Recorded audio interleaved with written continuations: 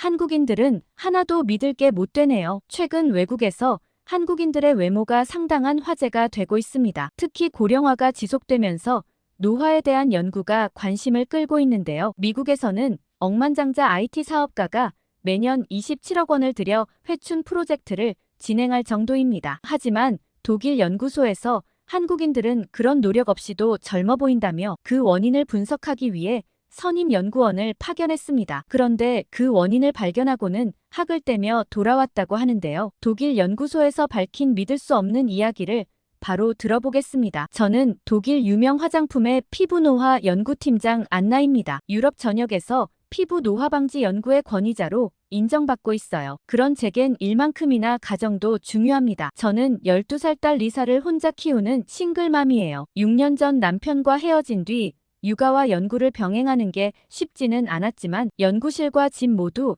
저의 삶에서 소중한 곳이라 포기할 수 없었죠. 다행히 회사에서도 워킹맘을 배려해주는 분위기라 지금까지 연구에 전념할 수 있었습니다. 매일 아침 리사를 학교에 데려다주고 연구실로 출근하는 게 일상이었어요. 리사는 제가 늦게 퇴근할 때면 연구실에 와서 숙제를 하곤 했습니다. 직원들도 리사를 딸처럼 예뻐해줘서 육아와 일을 함께하는 게 그리 힘들지 않았어요. 하지만 요즘 들어 무거운 마음으로 연구실에 출근하고 있어요. 지난 분기 실적 발표에서 충격적인 결과가 나왔거든요. 유럽 시장에서 20년 넘게 1위를 지켜오던 저희 회사의 점유율이 급격히 하락한 거죠. 특히 제가 담당하는 피부노화 방지 제품 라인의 매출이 전년 대비 35%나 감소했습니다. 원인은 한국 화장품의 급성장이었어요. 처음에는 아시아 시장에서만 인기 있는 일시적 현상이라 생각했습니다. 하지만 요즘 피부노화 방지 제품을 소비하는 연령이 점점 어려지고 있는데 유럽의 20, 30대 소비자들 사이에서 한국 화장품이 입소문을 타기 시작했어요. SNS에서는 한국 화장품의 효과를 검증하는 영상이 매일같이 올라왔죠. 특히 리사의 반응이 충격적이었습니다. 어느 날 제가 회사에서 개발 중인 신제품 샘플을 집에 가져갔는데 리사가 고개를 저었어요. 자기 친구들은 다 한국 화장품을 쓴다면서 유튜버들도 전부 한국 화장품으로 화장하는 걸 보여준다고 했죠. 게다가 엄마 회사 제품은 촌스럽다고 하더라고요. 이제는 10대들의 마음까지 한국 화장품이 사로잡은 거였습니다. 연구팀장으로서 압박감이 커졌어요. 매일 아침 경영진 회의에서 한국 화장품에 대한 이야기가 나왔습니다. 시장 조사 결과 우리 회사의 주요 고객층이었던 30, 40대 여성들마저 한국 제품으로 옮겨가고 있다는 분석이 나왔어요. 결정적으로 저희 회사의 최대 경쟁사가 한국의 화장품 기술을 도입하는데 성공했다는 소식이 들려왔습니다. 그들의 매출은 불과 6개월 만에 3배나 상승했어요. 연구소 전체가 위기감에 휩싸였죠. 연구소 전체가 위기에 빠진 다음 날 본사에서 긴급회의가 소집됐어요. 평소와 달리 이른 아침이라 리사를 학교에 데려다주고 오느라 조금 늦었습니다. 회의실에 들어서자 경영진들의 날카로운 시선이 느껴지더라고요. 회의는 예상과 달리 빠르게 진행됐습니다. CEO가 저를 바라보며 한국행을 지시했어요. 최소 3개월간 한국의 연구소에 파견되어 그들의 기술력을 분석하고 배워오라는 명령이었죠. 순간 머리가 하얘졌습니다. 리사의 얼굴이 눈앞에 스쳤어요. 아직 12살인 리사를 두고 3개월이나 떠난다는 건 상상도 할 수 없었습니다. 하지만 회사의 위기 상황에서 연구팀장으로서 책임을 피할 순 없었죠. 결국 고개를 끄덕였어요. 집으로 돌아와 리사에게 상황을 설명했습니다. 리사는 의외로 담담하게 받아들였어요. 오히려 한국에 가면 K-팝 스타들의 화장품을 사다 달라며 웃었죠. 하지만 엄마와 3개월간 떨어져 지내야 한다는 걸 이해하고 나서는 조용히 울더라고요. 친정어머니께 연락을 드렸습니다. 다행히 어머니께서 흔쾌히 리사를 봐주시겠다고 하셨어요. 평소에도 손녀를 무척 예뻐하셔서 오히려 좋은 기회라며 좋아하셨죠. 리사도 할머니와 지내는 걸 좋아해서 한숨을 돌렸습니다. 이럴 때 아이를 봐줄 사람이 없다면 정말 생각만 해도 끔찍해요. 그렇게 한국으로 출발 준비를 하면서 한국에 대해 조사했어요. 사실 한국이라는 나라에 대해 아는 게 거의 없었습니다. 뉴스에서 보도되는 북한과의 갈등 상황이나 K-팝 정도가 전부였죠. 기술력은 뛰어나지만 여전히 독일의 발밑이라는 선입견도 있었어요. 연구소 동료들의 반응도 비슷했습니다. 굳이 그런 먼 나라까지 가서 배울 게 있겠냐는 반응이 대부분이었어요. 화장품 기술이야 서류만 보고도 충분히 분석할 수 있을 거라며 현지 파견은 불필요하다고 했죠. 하지만 저는 달랐습니다. 경쟁사가 한국 기술 도입 후 급성장한 것만 봐도 분명 배울 점이 있을 거라 생각했어요. 다만 기술적인 부분만 파악하면 된다고 단순하게 생각했죠. 짧은 기간 동안 핵심 기술만 습득하고 돌아오면 된다고 믿었습니다. 출국 전날 밤 리사의 방에서 잠을 잤어요. 리사는 저를 꼭 안고 잤는데 그 모습이 아직도 눈에 선합니다. 아침이 되자 리사는 울지 않으려 애쓰며 씩씩하게 배웅해줬어요. 할머니 손을 꼭 잡은 채 마지막까지 손을 흔들어주는 모습에 마음이 아팠죠. 공항으로 가는 길에 노트북을 켜고 다시 한번 한국 화장품 기업들의 자료를 찾아봤습니다. 기술력에만 집중하다 보니 다른 건 눈에 들어오지 않았어요. 비행기 안에서도 연구 자료만 들여다봤죠. 지금 생각하면 우물 안개구리처럼 좁은 시각으로만 바라봤던 것 같습니다. 13시간의 비행 끝에 인천공항에 도착했어요. 공항부터 충격의 연속이었습니다. 상상했던 것과는 전혀 다른 최첨단 시설이 눈앞에 펼쳐졌죠. 입국장에서 마중 나온 연구소 직원을 만났는데 그때부터 제 선입견이 깨지기 시작했어요. 인천공항에서 연구소 직원 소라가 저를 맞이했고 밝은 미소로 제 캐리어를 들어주겠다며 먼저 다가왔는데 그 모습이 인상적이었습니다. 피곤할 텐데 괜찮으냐며 걱정해주는 모습에서 따뜻함이 느껴졌죠. 차에 탑승하자 소라는 한국 화장품 산업에 대해 설명해주기 시작했어요. 가격 대비 성능이 뛰어나 해외에서 특히 인기가 많다고 했습니다. 실제로 유럽에서도 한국 화장품을 찾는 소비자들이 늘어나고 있다며 제 이야기에 맞장구를 쳐주었죠.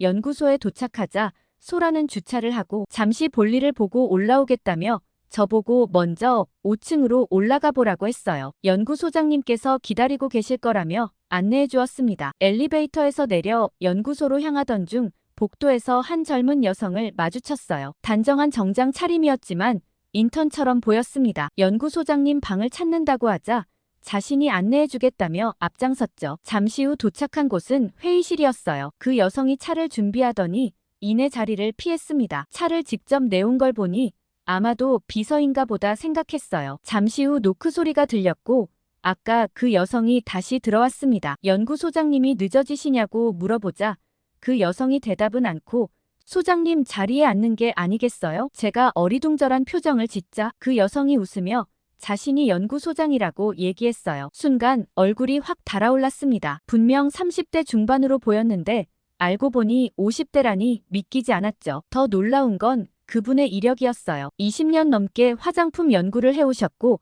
수백 개의 특허를 보유하고 있다고 했습니다. 연구 실적을 들으면서도 계속 그분의 젊어 보이는 외모에 정신이 팔렸죠. 한참을 이야기 나누다 문득 아까 마주친 다른 연구원들도 실제 나이보다 훨씬 젊어 보였다는 걸 깨달았어요. 모두가 피부가 좋았고 주름이 거의 없었습니다. 우리가 개발하려는 항노화 효과가 이미 그들의 일상에 녹아있는 듯 했죠. 소라가 다시 회의실로 들어왔을 때 저는 여전히 당황스러운 상태였어요. 연구소장님께서는 제 반응이 재미있으셨는지 웃으며 이런 반응은 처음이 아니라고 말씀하셨습니다. 점심 식사 자리에서 연구소장님께서는 본인도 처음 해외 출장 갔을 때 20대로 오해받아서 난처했던 경험을 들려주셨어요. 그때 소라가 우리나라는 나이보다 젊어 보이는 게 축복이자 고민이라며 웃었죠. 그날 저녁 호텔로 돌아와 리사에게 영상통화를 걸었어요. 오늘 있었던 해프닝을 이야기하자 리사는 자기도 한국 연예인들이 전부 자기 친구인 줄 알았다며 깔깔 웃었습니다. 한국에서 일어나는 재밌는 일들을 많이 알려달라고 했죠. 그런데 그날 저녁 호텔에서 샤워를 하면서 이상한 점을 발견했어요. 평소 해외 출장 때마다 샤워 후 건조해지는 피부 때문에 고생했는데 이상하게 촉촉했습니다. 샤워기 필터를 살펴보니 깨끗한 상태 그대로였죠. 보통 유럽이나 다른 아시아 국가에서는 며칠만 써도 하얗게 변하거나 갈색으로 변색되는 게 일반적이었거든요. 다음날 연구소에서 이 이야기를 했더니 소라가 한국의 수질이 특별하다며 실험실로 데려갔어요. 마침 전날 채취한 각국 수질 샘플이 있었는데 미네랄 함량부터 전혀 달랐습니다. 호기심이 생겨 본격적으로 수질 검사를 시작했어요. 먼저 산도를 측정했더니 약알칼리성이 나왔습니다. 이는 우리 피부의 산성도와 가장 비슷한 수준이었죠. 미국은 석회질이 많아 강알칼리성이고 유럽은 산성에 가까웠는데 한국 물은 마치 고급 스킨케어 제품처럼 피부에 적절한 산도를 보여줬어요. 미네랄 밸런스는 더 놀라웠습니다. 칼슘, 마그네슘 비율이 이상적이었고 중금속은 거의 검출되지 않았어요. 연구소장님께서는 한강 수계가 가진 특별한 환경적 요인 때문이라고 설명해 주셨죠. 한강 상류의 화강암층이 자연 필터 역할을 한다는 게 흥미로웠어요. 물이 바위 틈을 통과하면서 불순물은 걸러지고 좋은 미네랄만 녹아들어 최적의 밸런스가 만들어진다고 했습니다. 세계 각국의 실험실 수질과 비교 실험 내용도 살펴봤죠. 같은 양의 물로 피부 보습도를 측정했더니 한국 수돗물이 압도적으로 높은 수치를 기록한 결과를 볼 수 있었어요. 특히 48시간 경과 후에도 보습력이 유지되는 점이 인상적이었죠. 소라는 한국 수돗물로 화장품 원료를 녹였을 때 안정성이 더 높아진다고 했어요. 유효 성분의 지속성도 좋아졌죠. 이건 정말 획기적인 발견이었어요. 연구소장님께서는 한국 화장품의 성공 비결 중 하나가 바로 이 물이라고 했습니다. 좋은 원료도 중요하지만 그것을 녹이고 담는 물의 질이 제품의 효과를 좌우한다는 거였죠. 독일에서는 생각지도 못했던 새로운 관점이었습니다. 우리는 첨단 기술만 쫓다가 가장 기본적인 요소를 놓치고 있었던 거죠. 물부터 다르다면 도대체 우리가 어떻게 따라가야 하나 고민에 쌓여 있을 때 독일의 동료 연구원이 전화가 왔더라고요. 한국 생활이 너무 궁금하다며 전화했던 거였어요. 저는 방금 알게 된 사실에 대해 얘기했더니 예상대로 깜짝 놀라더라고요. 한국 여자들이 피부가 좋은 이유가 물 때문이냐며 신기해했어요. 그러면서 물부터 다르다니 아예 게임이 안 되는 싸움 아니냐고 하더라고요. 그러면서 혹시 독일에도 좋은 물이 있지 않을까 얘기했지만 아무래도 어려울 것 같다는 결론이 나왔죠. 이 발견을 계기로 저는 한국 화장품의 우수성이 단순히 제조 기술만이 아님을 깨달았어요. 자연이 준 최적의 조건을 과학적으로 활용하는 그들만의 노하우가 있었던 거죠. 수질 분석 결과를 정리하고 있을 때 소라가 다가와 오늘 저녁에 회식이 있다고 알려줬어요. 연구소 직원들과 친해질 수 있는 좋은 기회라며 꼭 참석하라고 했습니다. 독일에서도 회식은 있었지만 주로 레스토랑에서 조용히 식사하는 정도였어요. 하지만 한국의 회식은 달랐습니다. 일단 음식의 양이 어마어마했죠. 테이블 가득 음식이 차려졌는데 그게 겨우 첫 번째 코스라고 했어요. 연구소장님께서 제 옆자리에 앉으시더니 한국의 회식 문화를 설명해 주셨습니다. 함께 먹고 마시면서 서로를 이해하고 친밀감을 쌓는 시간이라고 하셨어요. 소라는 제가 술을 못 마신다고 하자 음료를 건네며 한국에서는 음료로 건배해도 된다고 알려졌죠. 식사가 거의 마무리될 때쯤 누군가 노래방에 가자고 했어요. 순간 당황했습니다. 유럽에서는 직장 동료들과 노래를 부른다는 건 상상도 못할 일이었죠. 더구나 연구소장님처럼 고위직 분이 계신데 노래방이라니 믿기지 않았어요. 하지만 모두가 자연스럽게 일어나 노래방으로 향했습니다. 연구소장님도 웃으며 따라 나섰어요. 소라가 제게 한국에서는 회식 후 노래방이 기본이라고 설명해 주었죠. 노래방에 들어서자 또 한 번 놀랐어요. 연구원들의 분위기가 완전히 달라졌습니다. 평소 진지하던 박사님들이 신나게 춤을 추고 노래를 부르기 시작했죠. 어색하게 앉아있던 저에게 소라가 쉬운 노래를 하나 추천해 주었어요. 소라가 고른 노래는 아파트였습니다. 한국에서 가장 유명한 노래 중 하나라며 따라 부르기 쉽다고 했어요. 화면에 가사가 나오고 첫 소절이 시작되자 모두가 박수를 치며 호응해 주었죠. 노래를 부르면서 신기했어요. 한국어를 잘 모르는데도 워낙 유명한 노래라 후렴구는 자연스럽게 따라 부를 수 있었습니다. 연구원들도 함께 불러주며 분위기를 띄워주었죠. 노래가 끝나자 모두가 환호성을 질러주었어요. 그때 연구소장님께서 윤수일의 아파트도 들려주고 싶다고 하셨습니다. 앞서 제가 부른 노래와 같은 제목이지만 전혀 다른 곡이었어요. 잔잔한 멜로디에 깊이 있는 감성이 느껴졌죠. 이 노래는 정말 마음에 들었어요. 한국어를 몰라도 음악만으로도 감동이 전해졌습니다. 연구소장님께서는 이 노래가 한국의 급속한 도시화와 그 속에서 살아가는 사람들의 이야기를 담고 있다고 설명해 주셨어요. 노래가 끝나고 연구원들은 제게 또 다른 한국 노래들을 들려주었죠. 그중 가장 마음에 드는 노래는 오히려 요새 유행하는 블랙핑크 노래보단 옛날 노래들이더라고요. 공통점이 모두 30년은 더 된 옛날 노래들이었어요. 한국은 오래된 노래 중에 이렇게 보물 같은 곡들이 많다는 게 신기했죠. 그날 호텔로 돌아와 리사에게 오늘 있었던 일을 이야기해 주었어요. 리사는 엄마가 노래방에서 노래를 불렀다는 말에 너무 재밌었겠다며 자기도 가보고 싶었다고 했어요. 그리고 아파트 노래가 다른 노래도 있다며 리사에게 알려주고 한국 오래된 노래들에 대해서도 알려줬죠. 리사는 한국 문화라면 뭐든 관심이 많았어요. 친구들에게 한국에 있는 엄마 얘기를 하면 다들 부러워한다며 요새 학교에서 인기가 많아졌다고 했죠. 그리고 다음엔 자길 꼭 데려가야 한다며 마구 졸랐어요. 알겠다며 리사를 달래고 전화를 끊었습니다. 그런데 그날 밤 이상하게 아파트 노래가 계속 머릿속에 맴돌았어요. 단순히 기술만 배우고자 왔던 출장이었는데 이렇게 재밌는 출장은 처음이었죠. 다음 날 아침 연구소에 도착하자 신입 인턴 민지가 회사를 소개해주겠다며 나섰어요. 어제 노래방에서 K-팝을 열창하던 그 민지가 오늘은 또 다른 모습으로 차분하게 회사를 설명하는 게 인상적이었습니다. 실험실을 돌아보던 중 점심시간이 되어 구내식당으로 향했어요. 독일에서는 대부분 샌드위치로 간단히 해결하는데 이곳은 달랐습니다. 마치 고급 한식당 같았죠. 그런데 식당에 들어서자 특이한 냄새가 코를 찔렀어요. 민지가 오늘의 메뉴는 청국장이라고 했습니다. 구수한 냄새라며 웃는 민지의 말과 달리 처음 맡아보는 이 냄새는 너무 강렬했죠. 배식대에 다가가 보니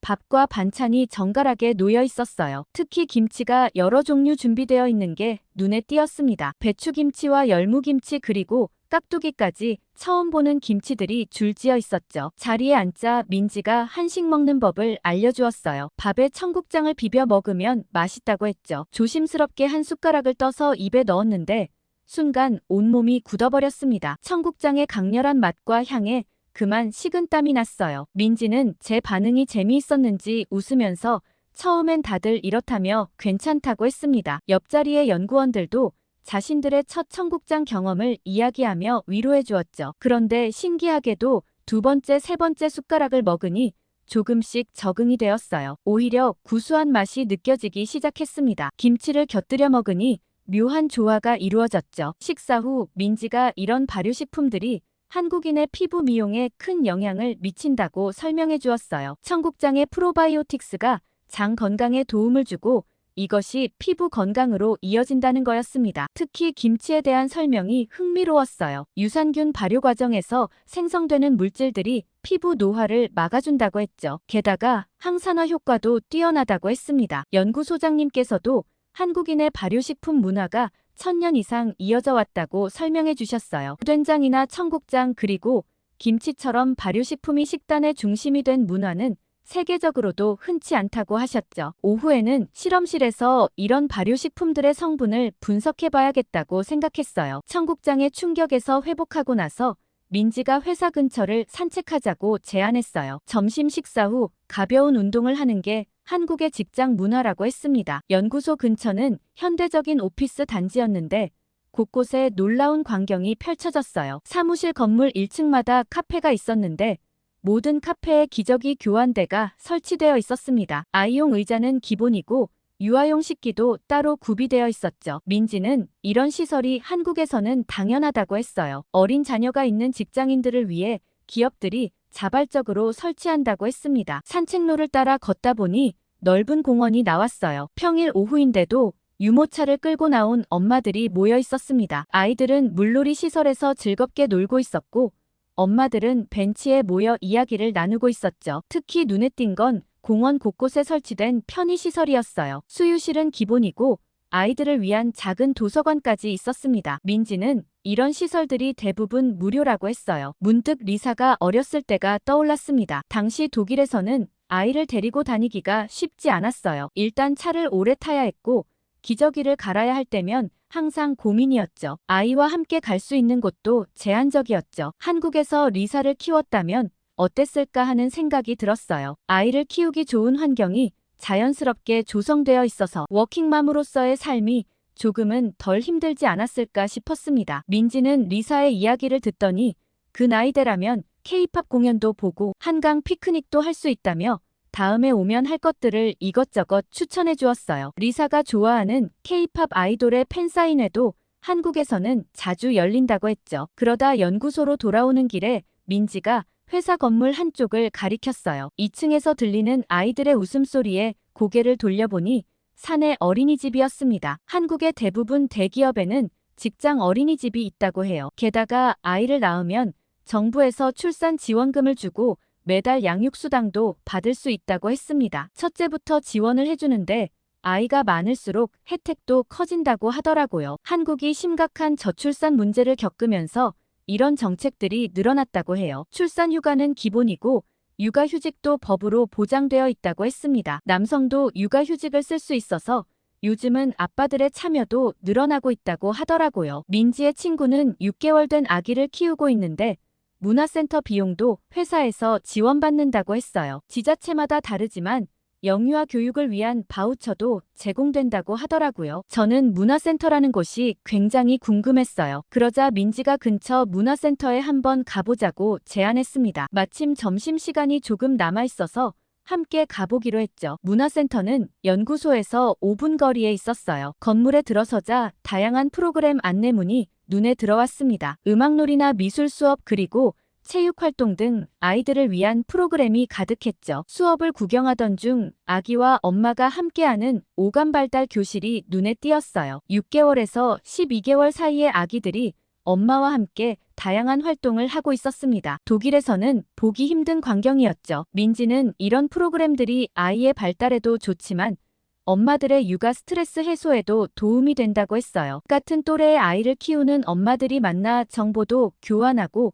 공감대도 형성한다고 하더라고요. 물론 요즘 한국의 젊은 부모들은 육아 커뮤니티를 통해 정보를 공유하는 사람도 많다고 했죠. 수업이 끝나고 나오는 엄마들의 표정이 밝아 보였어요. 아기들은 즐거워서 까르르 웃고 있었고 엄마들은 다음 수업을 약속하며 대화를 나누고 있었죠. 그런데 문화센터를 둘러보는데 예상과 다른 광경이 펼쳐졌어요. 영유아 프로그램이 진행되는 1층을 지나 2층으로 올라가 보니 어르신들이 가득했습니다. 민지가 이곳이 실버 문화센터라고 설명해 주었어요. 복도를 지나다 보니 수채화 교실이 눈에 들어왔습니다. 70대로 보이는 할머님들이 진지한 표정으로 그림을 그리고 계셨어요. 놀라운 건 그림의 퀄리티였죠. 몇 년째 배우고 계신다고 하는데 전문가 수준의 작품들이 많았습니다. 옆 교실에서는 사진 수업이 한창이었어요. 어르신들이 최신 카메라를 들고 열심히 강의를 듣고 계셨습니다. 강사님께서 카메라 설정을 하나하나 꼼꼼히 설명해 주시는데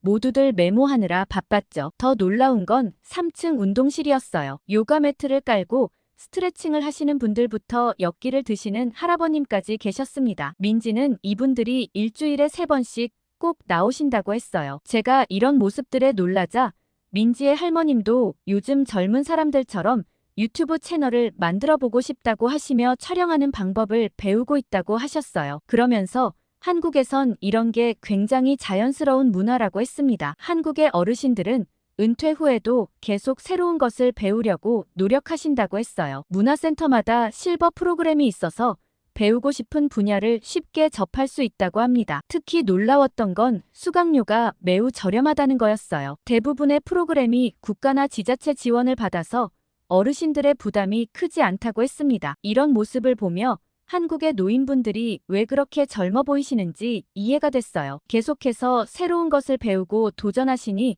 마음도 젊어지고 자연스럽게 외모도 젊어 보이는 것 같았습니다. 오후 연구실로 돌아와 한국 발효식품에 대한 분석을 시작했어요. 유산균은 물론이고 비타민과 미네랄 그리고 아미노산 등 피부 건강에 좋은 성분들이 풍부했습니다. 더구나 발효 과정에서 이런 영양소들의 흡수율이 높아진다는 사실도 알게 되었죠. 이걸 매일 먹는 한국인들의 피부를 따라잡기에는 아예 불가능할 것 같았습니다. 발효식품 성분 분석을 마무리하고 있을 때 소라가 다가왔어요. 오늘 오후에 특별한 연수가 있다며 함께 가보자고 했습니다. 연구소의 원로이신 김 박사님의 한의학 강의가 있다고 하더라고요. 강의실에 들어서자 젊은 연구원들이 이미 자리를 가득 채우고 있었어요. 예상과 달리 모두가 진지한 표정으로 필기도구를 준비하고 있었습니다. 소라는 이 강의가 연구원들 사이에서 인기가 아주 높다고 설명해 주었죠. 김 박사님은 80대 연세에도 불구하고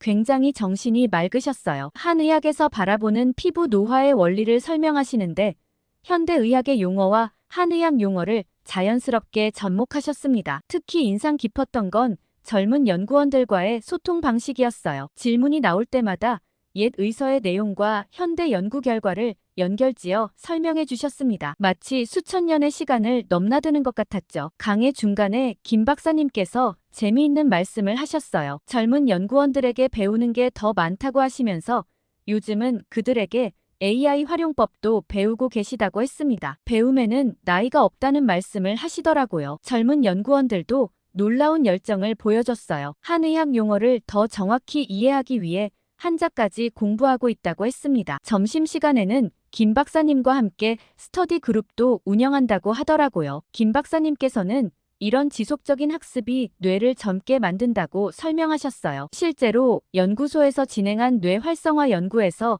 지속적으로 새로운 것을 배우는 사람들의 뇌가 더 활력 있게 나타났다고 합니다. 강의가 끝난 후 김 박사님께서 직접 보여주신 연구 자료가 충격적이었어요. 평균 연령 75세의 연구원들과 45세 연구원들의 뇌 활성화 정도를 비교한 건데 지속적으로 학습하는 고령 연구원들의 뇌가 더 활발한 활동을 보였다고 했습니다. 소라는 이런 현상이 한국의 전반적인 트렌드라고 설명해 주었어요. 은퇴 후에도 계속 공부하고 새로운 것을 배우는 문화가 자리 잡혀 있다고 했죠. 실제로 연구소의 시니어 연구원들은 매년 새로운 자격증에 도전한다고 합니다. 강의실을 나오면서 김 박사님께서 다음 주 세미나 준비를 하시는 모습이 보였어요. 태블릿으로 프레젠테이션 자료를 수정하시는데 손놀림이 젊은 연구원들보다 더 능숙해 보였습니다. 저녁에 리사와 영상통화를 하면서 오늘 있었던 일을 이야기해 주었어요. 리사는 우리 할머니도 문화센터 같은 곳에서 뭔가 배우시면 좋겠다고 했어요. 할머니도 더 건강하고 활기찬 삶을 보내실 수 있지 않을까라며 할머니를 걱정하더라고요. 리사와 통화를 마무리하고 한국 사람들이 나이에 비해 젊어 보이는 이유를 하나 더 발견한 것 같아요. 계속해서 배우고 도전하는 자세가 육체적 나이를 뛰어넘게 하는 것 같았습니다. 그리고 다음날 본사에서 긴급한 연락이 왔어요. 지금까지의 연구 결과를 빨리 공유해달라는 내용이었습니다. 경쟁사의 신제품 출시가 임박해 더 이상 기다릴 수 없다고 하더라고요. 하지만 지금까지 발견한 3가지 비밀을 어떻게 연결해야 할지 고민이었어요. 깨끗한 물과 발효식품 문화 그리고 평생학습으로 이어지는 생활습관이 어떻게 피부 건강과 연결되는지 설명하기가 쉽지 않았습니다. 연구소장님께서는 제 고민을 눈치채셨는지 특별한 실험을 제안하셨어요. 20대부터 70대까지 다양한 연령대의 연구원들을 대상으로 생활습관과 피부 상태의 상관관계를 분석하자고 하셨죠. 실험 결과는 충격적이었습니다. 단순히 화장품을 많이 쓰는 연구원보다 발효식품을 즐기고 꾸준히 새로운 것을 배우는 연구원들의 피부 탄력도가 훨씬 높게 나왔어요. 더 놀라운 건 수돗물로 세수하는 습관이었습니다. 비싼 화장품을 사용하더라도 생수로 세수하는 연구원들보다 수돗물을 사용하는 연구원들의 피부 결이 더 좋았어요. 미네랄 밸런스가 피부 건강에 직접적인 영향을 미친다는 게 증명된 거죠. 실험 데이터를 정리하면서 깨달았어요. 한국인들의 피부 비결은 화장품이나 관리법 같은 단편적인 것이 아니었습니다. 깨끗한 물로 세수하고 발효식품을 먹으며 늘 배움을 게을리하지 않는 생활습관이 비결이었죠. 사실 이 방법으로는 절대 좋은 제품을 만들 수 없을 거라 생각하고는 본사의 반응이 염려스러웠어요. 마지막 보고서를 작성하면서 한 가지 더 첨부했어요. 이런 생활습관의 변화 없이는 아무리 좋은 화장품을 개발해도 한계가 있을 거라는 내용이었습니다. 한참 고민 끝에 본사에 이 내용을 정리해서 보냈더니 의외의 반응이 돌아왔어요. 단순히 새로운 화장품 개발이 아닌 라이프스타일 전반을 아우르는 토탈 케어 프로그램을 제안하라는 지시였습니다. 소라는 한국의 화장품 회사들도 이미 이런 방향으로 가고 있다고 했어요. 단순히 제품만 파는 게 아니라 건강한 생활 습관을 함께 제안하는 방식으로 변화하고 있다고 했죠. 독일로 돌아온 후 본사에서 대대적인 변화가 시작됐어요. 제가 제안한 새로운 접근법이 경영진의 마음을 움직였나 봅니다. 단순히 화장품 연구만이 아닌 전반적인 라이프스타일 변화를 추구하기로 했죠. 먼저 회사부터 바꿔야 한다며 가장 먼저 바뀐 건 구내식당이에요. 한국식 발효식품을 도입하기로 했는데 처음에는 반발이 심했습니다. 하지만 김치와 된장찌개가 메뉴로 나오기 시작하면서 직원들의 반응이 달라지기 시작했어요. 특히 놀라운 건 구내식당 메뉴 변화 한 달 만에 직원들의 피부 상태는 물론 건강 상태가 눈에 띄게 좋아졌다는 점이었습니다. 발효식품의 효과를 직접 경험한 직원들은 이제 한식을 찾아 먹을 정도가 됐죠. 수질 개선도 진행했어요. 한국의 수돗물 시스템을 벤치마킹해서 연구소 전체에 새로운 정수 시스템을 도입했습니다. 설치 비용이 만만치 않았지만 직원들의 만족도는 매우 높았어요. 가장 인기 있었던 변화는 평생 교육 프로그램 도입이었습니다. 처음에는 업무 관련 강좌만 개설했는데 직원들이 한국 드라마로 배우는 한국어 강좌를 요청했어요. 지금은 매주 점심시간마다 드라마를 보며 한국어를 배우는 직원들로 강의실이 가득합니다. 직원들도 이런 시스템에 대한 이해를 하고 신제품을 개발했고 매출도 상승세로 돌아섰어요. 단순히 제품만 파는 게 아니라 건강한 라이프 스타일을 함께 제안하는 방식이 소비자들의 마음을 움직인 것 같습니다. 특히 평생 교육 프로그램은 우리 회사의 새로운 브랜드 이미지가 됐어요. 연구소장님께서는 이제 젊음과 건강이 하나의 요인으로 결정되는 게 아니라는 걸 깨달았다고 하셨습니다. 좋은 물, 건강한 음식, 그리고 끊임없는 배움이 조화를 이룰 때 진정한 변화가 시작된다고 하셨죠. 이제는 매주 화요일마다 전 직원이 함께 한국 드라마를 보며 한국어를 배워요. 처음에는 억지로 시작한 프로그램이었는데 이제는 한국의 문화를 이해하는 소중한 시간이 됐습니다. 오늘 독일 연구소에서 도착한 사연 어떠셨어요? 외국에 나가보면 정말 외국인들의 나이가 믿기지 않는데요. 아마 그들도 한국 사람들의 나이가 믿기지 않나 봅니다. 이젠 한국의 안티에이징 시스템까지 따라하고 있는 모습이 재밌기도 한데요. 오늘 사연 어떻게 들으셨는지 댓글 많이 달아주시고 좋아요와 구독 꾹 눌러주세요. 감동 필름이었습니다.